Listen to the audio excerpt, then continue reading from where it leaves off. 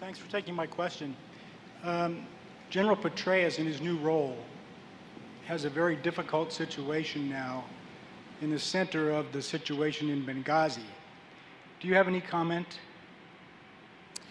Well, just to create some context for those in the room, as you know, the ambassador in Benghazi was killed along with a couple of security agents who happened to be CIA security paramilitary forces. That just came out today in Fox News. But the challenge has been the fog of war. And the greater challenge is that it's political hunting season, and so this whole thing has been turned into a very political sort of arena, if you will. But the facts that came out today were that the ground forces there at the CIA annex, which is different from the consulate, were requesting reinforcements. They were requesting it's called the Sinks in Extremis Force. A group of Delta Force operators are most talented guys we have in the military. They could have come and reinforced the consulate and the CIA annex that were under attack. Now, I don't know if a lot of you have heard this, but the CIA annex had actually had taken a couple of Libyan militia members prisoner, and they think that the attack on the consulate was an effort to try to get these prisoners back. So that's still being vetted. The challenging thing for General Petreus is that in his new position, he's not allowed to communicate with the press. So he's known all of this. They had correspondence with the CIA station chief in Libya. Within 24 hours, they kind of knew what was happening. But if you remember at the time, the Muslim video, the Muhammad video that came out, the demonstrations that were going on in Cairo, there were demonstrations in 22 other countries around the world, tens of thousands of people. And our government was very concerned that this was going to become a nightmare for us. So you can understand if you put yourself in his shoes or Secretary Clinton's shoes or the president's shoes that we thought it was tied somehow to the demonstrations in Cairo. And it's true that we have signal intelligence that shows the militia members in Libya were watching the demonstration in Cairo, and it did sort of galvanize their effort. So we'll find out the facts soon enough.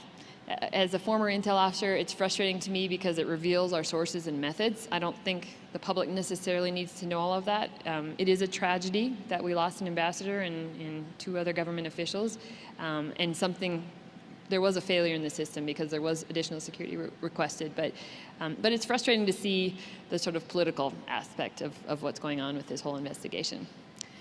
So the most recent news that came out was a Fox report by Jennifer Griffin. I got it on a distribution list I'm on, and it has some pretty insightful stuff in it, if you want to look for it.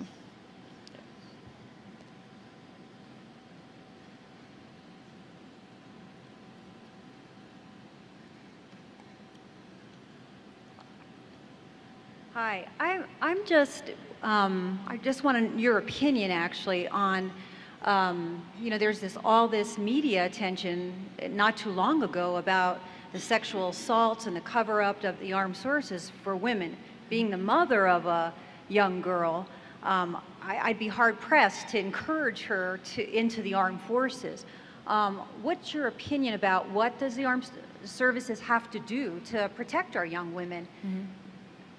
Well, that is a tough issue that the military is dealing with right now, and it's wonderful that this documentary called The Invisible War has just come out, and it's an expose on the number of women that have been raped or sexually abused in the military. It's about 19,000, and we think that's only a third of the cases. So that's really a tragedy and an epidemic. It's critical. I'm thankful to say I've never had an incident in my career. I've never had any kind of sexual harassment. I'm grateful for the martial arts training I've had and also sniper training. So maybe part of that, I have a deterrent mechanism. But a lot of our young women don't, and so we've got to help them. The big challenge is that in the military, if you have some kind of sexual harassment or abuse, you report it through your chain of command. Now, what if it's your boss, your squad leader, or your company commander who's just conducted this egregious behavior? It's not fair to the woman, or man, frankly. There are a lot of men that are raped in the military, too. It's not insignificant.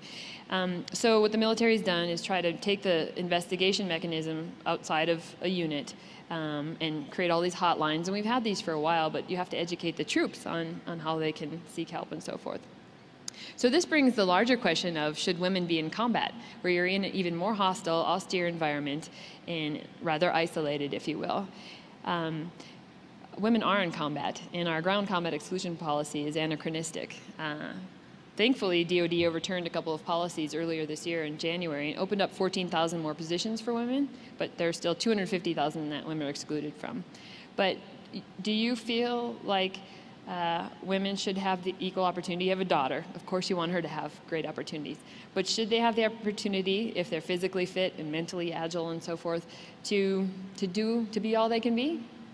There's a lot of discussion about this in the military right now. I'm a huge advocate for women's opportunities. Having served in the Special Forces community and seen women perform on many different levels, I think it comes down to leadership. The leaders in every unit, whether it's a squad, platoon, company, battalion, brigade, have to set the right tone. And if a commander sets the right tone, then abuse will not be tolerated. If a commander sets the right tone, then women can be integrated and can fully have all of those opportunities.